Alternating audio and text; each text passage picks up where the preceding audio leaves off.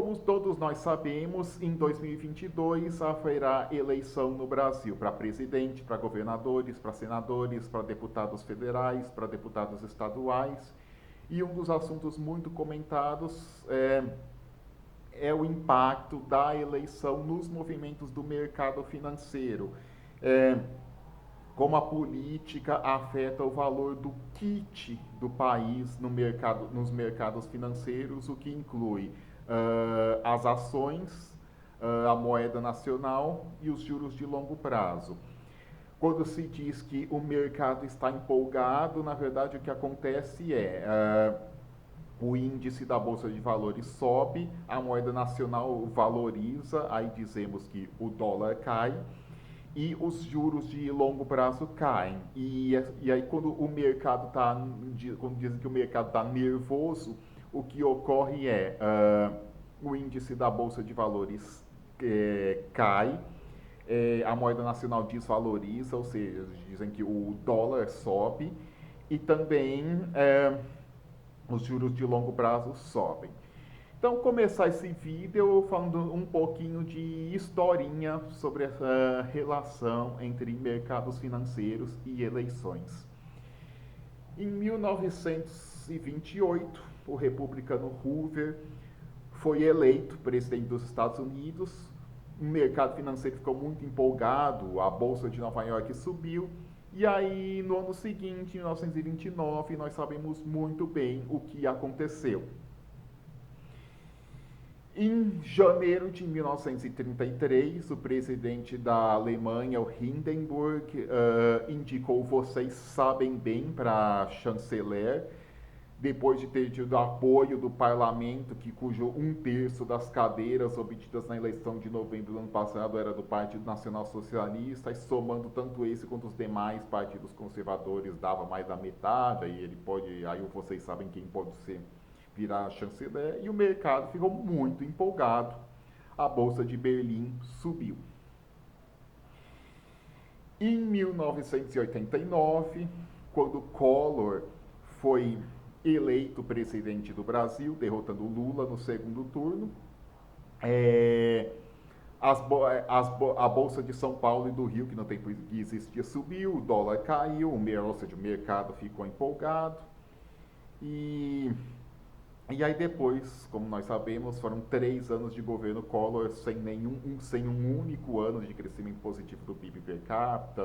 Logo no primeiro dia do governo do Collor teve aquele plano, né, que todo mundo lembra como é que foi tudo. Em 1992, o Partido Conservador surpreendeu e ganhou a eleição britânica até com uma boa margem. Achava-se até que assim, estava empatado nas pesquisas os conservadores e os trabalhistas, mas aí os conservadores surpreenderam, ganharam. Aí o John Major, que era o sucessor da Margaret Thatcher, continuou no cargo de primeiro-ministro.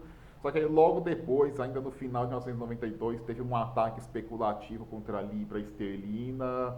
Assim, logo depois da eleição dos conservadores, os mercados ficaram empolgados, não só a Bolsa de Londres, quando as bolsas do mundo inteiro subiram, mas aí logo depois teve um ataque especulativo à libra esterlina e mesmo outras moedas europeias. Aí a administração do John Major tentou elevar juros para manter a paridade da libra como marco, mas isso até gerou recessão, mas mesmo assim não conseguiu. Tudo. E aí depois disso, na eleição seguinte, os trabalhistas ganharam em 1997. E aí, mais recentemente, em 2015, o Macri foi eleito presidente da Argentina, isso animou o mercado, a Bolsa de Buenos Aires subiu, mas aí acabou sendo um grande fiasco o governo Macri.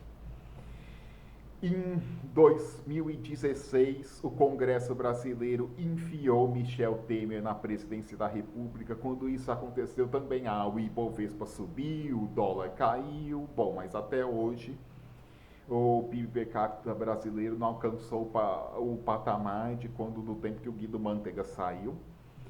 E E aí todos esses 6 exemplos eu coloquei num texto que eu escrevi para o Voyager em setembro de 2018. Eu até deixei o link na descrição, justamente para defender a ideia de que nem o candidato que empolga o mercado durante a eleição não necessariamente vai fazer bem para a economia do país no seu mandato, não existe essa relação. Até eu escrevi esse texto em setembro de 2018, motivado pelo fato de, naquela campanha eleitoral, ter um candidato que já estava empolgando o mercado, e nem vou mencionar o nome dele.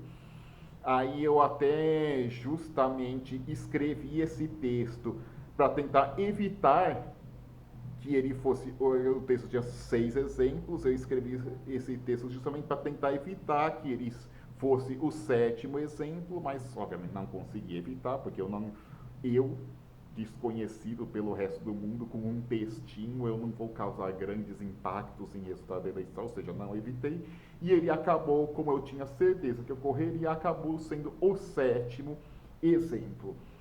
Então, volto a falar desse tema, e o objetivo desse vídeo vai ser explicar por que candidatos que durante a campanha eleitoral fazem os candidatos fazem a bolsa subir e a moeda nacional valorizar, não necessariamente serão os melhores para a economia no momento que exercerem seus mandatos, e os candidatos que durante a campanha fazem a bolsa cair e a moeda nacional desvalorizar, também não necessariamente serão os piores para a economia. Aí eu comecei esse vídeo falando desses 6 grandes exemplos de políticos que empolgaram o mercado e aí acabaram sendo um desastre em muita coisa, incluindo na economia. Mas por quê? Por quê? Bom, primeiro, algumas pessoas poderiam achar que candidatos que empolgam o mercado seriam os melhores para a economia, porque achariam que os mercados são inteligentes em apontar, o povo do mercado financeiro é inteligente em apontar qual vai ser o candidato bom para conduzir a economia. Aí nesse vídeo eu vou falar por que não é. E o segundo motivo que fazem algumas pessoas acreditarem que candidatos que empolgam o mercado serão bons para a economia, acredito que eles atuam assim no efeito de que, se eles fazem a bolsa subir, aí as ações das empresas sobem, e aí nesse caso as empresas teriam mais recursos para investir e acabaria tendo um boom de investimento. Aí a segunda parte do vídeo eu vou mostrar que essa relação de causa e efeito também é bastante frágil. Bom, mas aí vamos começar falando do primeiro efeito. Assim, eu peço desculpas assim por de vez em quando parar para olhar o roteiro, porque é muita informação, eu não consigo guardar tudo de memória do que eu acho importante falar, e por isso de vez em quando dou uma checadinha aqui no roteiro. Bom, primeiro vamos falar assim, vamos explicar, vou explicar o que é o mercado financeiro. Bom, quem faz parte do mercado financeiro quem faz parte disso é o público que compra títulos, compra ações, ou seja, que que tem uma carteira de ativos, os bancos, as corretoras, as empresas que prestam consultoria sobre aplicações, as gestoras de fundos, as agências classificadoras de risco, é, ou seja, tem dentro do que é chamado de o mercado, tem um povo que fica assim mais embaixo, que exerce menos influência, que são apenas quem compra títulos, quem compra ações, e um povo mais influente, que são os donos e os economistas-chefes desses bancos, corretoras, gestoras de fundo, agência classificadora de risco. E, e qual é o tamanho do que pode ser chamado de mercado? Bom, é, quem investe em ações no Brasil são apenas 5 milhões de pessoas num país que tem 150 milhões de adultos. É, claro, aí quem compra muita ação, tipo assim, incluído nesses 5 milhões, tá? Quem compra uma ou outra ação só, mas aí quem compra muita ação, a ponto de ter uma influência maior, já é um número bem menor. Aí as pessoas que estão no topo da hierarquia dessas organizações que eu mencionei, é um número até menor de pessoas. Ou seja, o tal do chamado mercado é uma comunidade razoavelmente pequena. Aí, como qualquer comunidade tem suas convenções. Aí a convenção que existe dentro do mercado financeiro é achar que o que é direita é bom e o que é esquerda é ruim. E obviamente que quem está lá dentro, nem todo mundo diria que a grande maioria realmente pensa assim, mas nem todo mundo que está lá dentro pensa assim, mas sabem que os outros pensam assim. Todos sabem que, mesmo que não pensa assim, sabe que os outros pensam assim. E aí por isso que quando o candidato da direita está bem nas pesquisas, as ações valorizam até nem necessariamente por o cara que está comprando ação ou o cara que está dando consultoria para quem vai comprar ação, ache necessariamente que o candidato da direita é bom, mas como eles sabem que existe uma convenção no mercado financeiro de que direita é bom e esquerda é ruim, eles sabem que se o candidato da direita está bem, as ações vão subir ainda mais, aí pode ser um momento bom para comprar. E aí esse é o típico caso em que pode ser feita a analogia do concurso de beleza descrito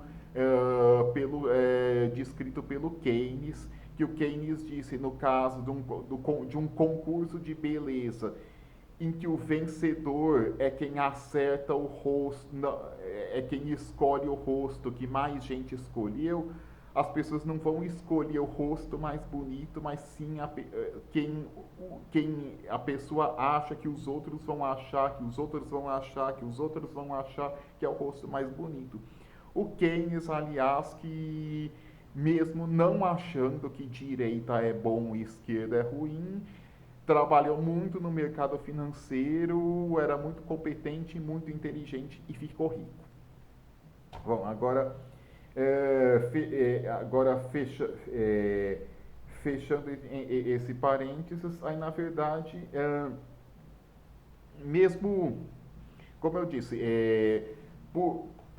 pelo fato do mercado financeiro ser uma comunidade que tem a convenção que todo mundo está dentro dele, sabe que tem a convenção de que acha que tudo que é direita é bom e esquerda é ruim, vão acabar sempre se comportando assim. Como todo mundo que integra o mercado financeiro está em grande parte, está entre as pessoas mais ricas do país, os movimentos da bolsa, do câmbio, é como se fosse uma pesquisa de opinião, de voto entre as pessoas mais ricas. Aí quando saem as pesquisas eleitorais, reparem bem quando tem o resultado por faixas de renda. percebam quais são os candidatos que têm melhor desempenho entre as pessoas com renda mais alta e vocês sabem muito bem do que estou falando. E aliás, até neste canal de YouTube do Marcelo Brito eu coloquei um histórico sobre o resultado das eleições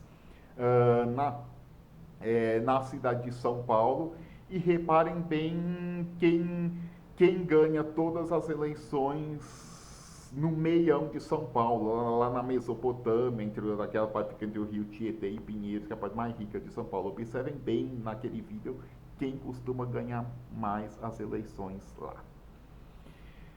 Bom, e aí, algumas pessoas poderiam perguntar, bom, mas por que os favoritos dos mais ricos não são necessariamente os melhores para a economia? Bom, aí isso até já comentei em outros vídeos, usando muito como referência aquele texto do Kalec, de 1943, os aspectos políticos do pleno emprego.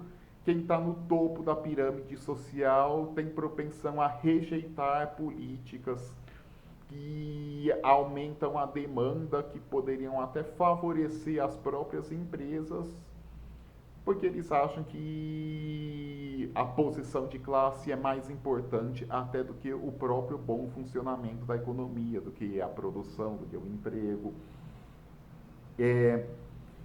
E nesse meio do mercado financeiro,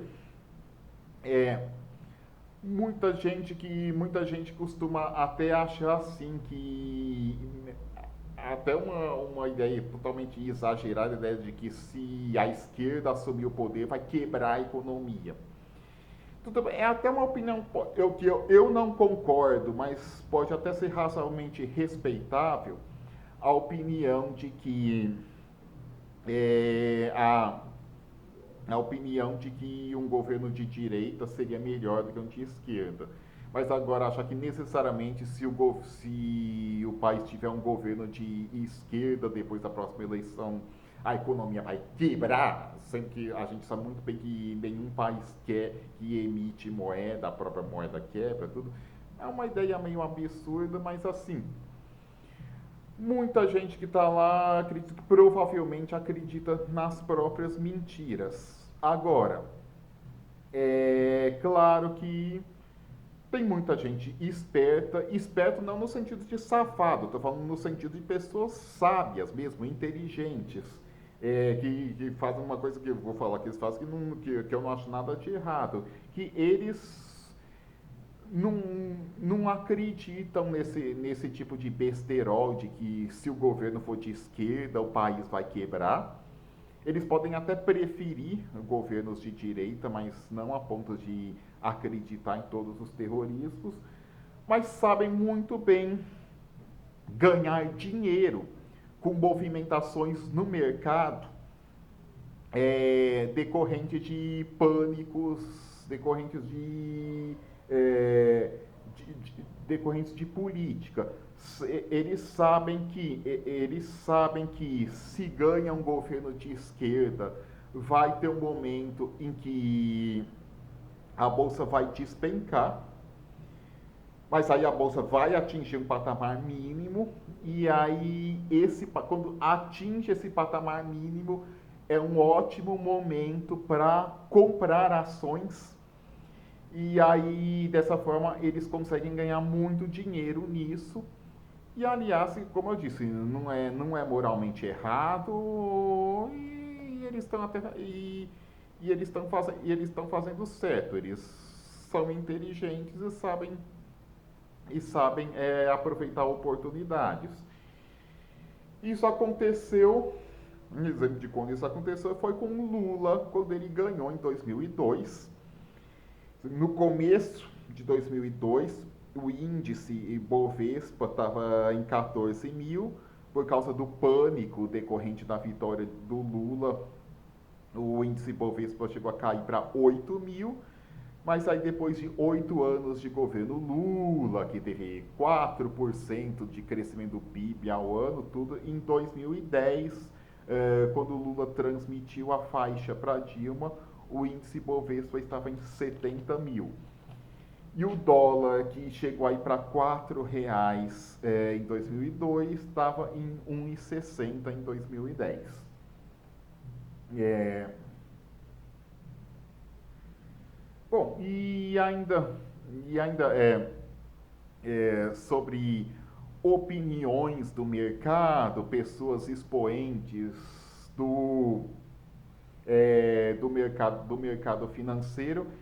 Eu acho que ainda bem que uma grande parcela da população brasileira em 2022 estará cagando para isso.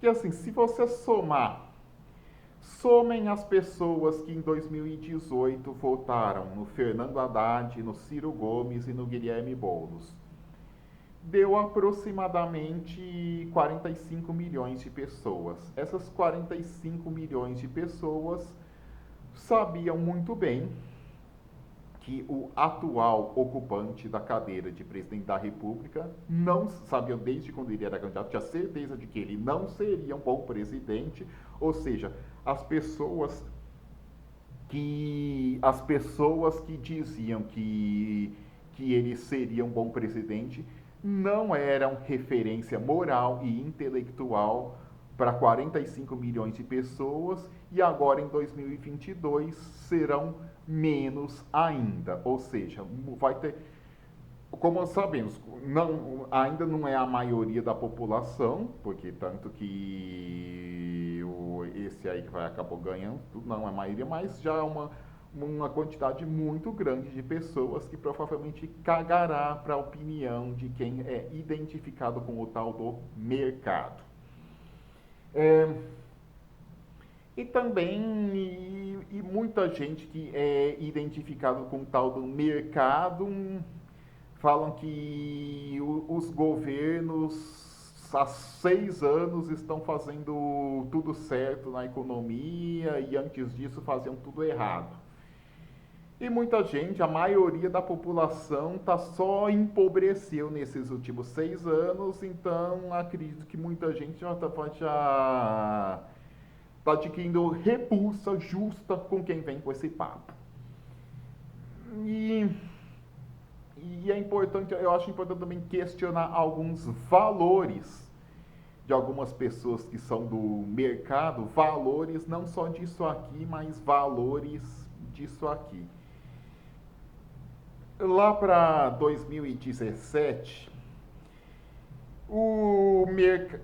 gente do mercado ficou um pouco de nervosismo em relação ao atual ocupante da cadeira de presidente da República, no tempo que ele ainda era um pré-candidato, ficou razoavelmente nervoso pelo fato de, na década de 1990, quando ele era deputado federal, ele ter defendido posições pró-ativismo do Estado na economia, parecido com o tempo do regime militar.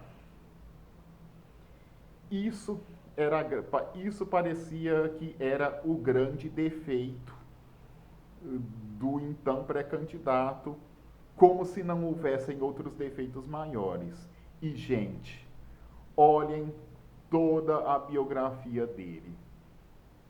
Parece que tem defeitos muito maiores do que simplesmente nos anos 90 ter sido contra privatizações, né? E outra coisa que é importante falar do mercado é o seguinte: muitas vezes vemos manchetes na imprensa como mercado ficou nervoso porque o Congresso não aprovou redução do gasto do jeito que o mercado queria que fosse, que não aprovou isso ou aquilo do jeito que o mercado que fosse. Bom, gente, se o mercado ficasse nervoso com notícias de gente passando fome, de gente desempregada, de gente morando na rua, de aumento do desmatamento na Amazônia, se o mercado ficasse nervoso com isso também, poderíamos ter um respeito muito maior pelo tal do mercado. E acho muito importante destacar uma coisa. Eu estou falando mal desta organização como um todo chamada o mercado, mas não estou fazendo julgamento de indivíduos que estão lá, que tem gente muito boa lá também. O Paulo Gala, que forneceu muitas ideias que eu usei para fazer esse vídeo, ele é uma pessoa que trabalha para o mercado financeiro, além de muitas coisas que ele faz, dos ótimos vídeos que fala de economia, de ser professor da FGV, ele também é uma pessoa ligada ao mercado financeiro. Também tem o André Perfeito, o Eduardo Moreira, e mesmo pessoas que pensam o oposto deles, o oposto de mim, o oposto de nós, não quer dizer que não quer dizer que todo mundo são pessoas ruins, mas assim, como organização, como esse conjunto de investidores, de consultores dos investidores, bancos, corretoras, gestoras de fundos, agências classificadoras de risco, é importante dizer como essas pessoas, como devemos ter uma visão crítica em relação a isso tudo e parar de achar que o candidato o que empolga todo esse meio vai ser o candidato melhor para a nossa vida, para que nós possamos ficar mais tranquilos sobre pagar as nossas contas. Acredito até que que é bastante otário quem vota em candidato que faz a bolsa subir só porque a bolsa subiu por causa desse candidato. Eu acho que quem faz escolha em candidatos baseado nisso é otário.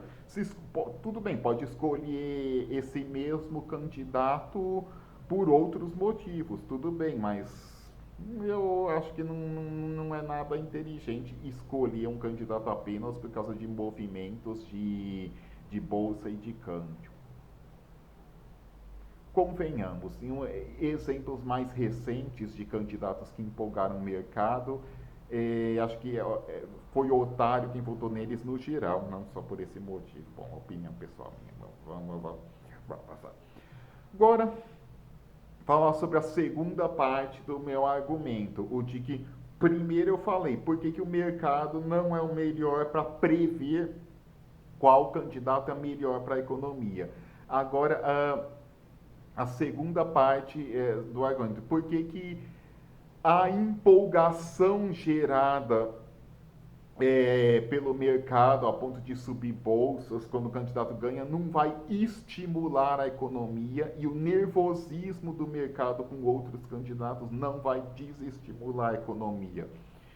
Bom, primeiro porque esses movimentos na bolsa são apenas transitórios, como eu disse. Quando o Lula ganhou em 2002, a bolsa caiu muito, mas logo depois voltou a subir bastante. E aí no caso vocês sabem quem que ganhou em 2018 foi o contrário. E também, assim, é importante lembrar uma coisa que eu aprendi vendo os vídeos do Paulo Gala. Não é que eu aprendi, mas assim, que ele lembrou, que achou que fez uma lembrança muito importante, de que a economia não é a bolsa, não é só a bolsa. A Bolsa de São Paulo tem as ações de 500 empresas. O índice da Bolsa de São Paulo é composto basicamente por Petrobras, Banco do Brasil, Vale, CSN, Itaú, Bradesco e Ambev. E o Brasil tem 18 milhões de CNPJs. E também não há uma relação causal muito direta a ação de uma empresa ser valorizada e a empresa aumentar seus investimentos em ampliação de capacidade. Existem muitas outras variáveis que determinam o investimento de uma empresa, que não é só o valor de suas ações. Não é só porque a bolsa dê uma valorizada, que as empresas vão necessariamente investir em capital físico mesmo. E, é, e também em relação ao câmbio, não é só porque um candidato empolga o mercado, faz o país virar queridinho do mercado e aí faz a moeda do país valorizar, até porque uma moeda nacional super valorizada pode ser tóxico para a indústria. Bom, e aí por fim queria, queria dizer o seguinte: bom, vai ter eleição em 2022. É, o Lula é o favorito para ganhar. É muito provável que ao longo de setembro, quando muito provavelmente ele vai estar lá liderando as pesquisas, a bolsa vai cair, o dólar vai subir, os juros de longo prazo do Brasil vão subir. Logo depois, quando é, logo depois da votação, o segundo turno vai ser no dia 30 de outubro, aí é muito provável que, assim, que ele ganhe, aí no dia 31 de outubro tem uma forte queda ainda mais forte da bolsa e uma elevação do dólar. Mas aí, obviamente, esse movimento vai ser curto, algumas pessoas vão identificar, bom, chegou um momento de mais baixa. Agora pode ser a boa hora de comprar. Aí, obviamente, esse movimento vai ser revertido logo depois. E, e claro, ainda vai ter um momento dele anunciar a equipe econômica. Se ele anunciar uma equipe mais alinhada com o mercado, é muito provável que a bolsa volte a subir mais rápido, o dólar volte a cair.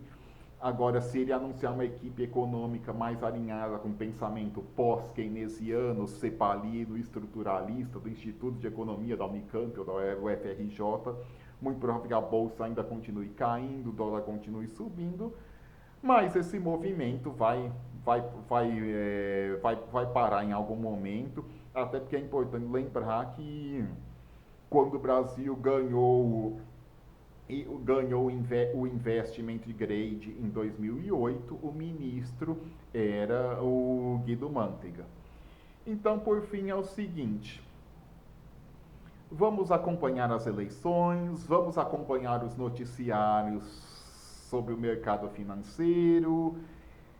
Quem for bom e quem entender bastante pode até aproveitar umas oportunidades de ganhar dinheiro, mas recomendo que leigos, é melhor leigo não se meter nisso, porque provavelmente vai perder dinheiro, mas e também votar baseado em movimentos de bolsa, como eu expliquei ao longo deste vídeo, não é uma decisão muito inteligente.